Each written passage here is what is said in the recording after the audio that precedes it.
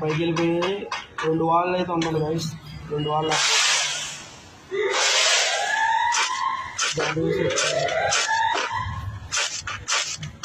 అటువైపు అట్లా వెళ్ళి 3 వాళ్ళు ఇప్పుడు ఉండాలి మొత్తం 5 వాల్స్ అవసరం అయితే గైస్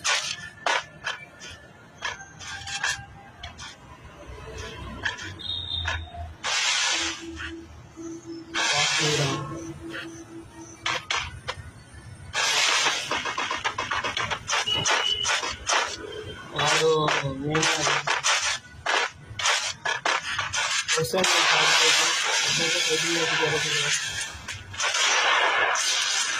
అటువైపు యాదవ్ టీం అనేది వేరే గైస్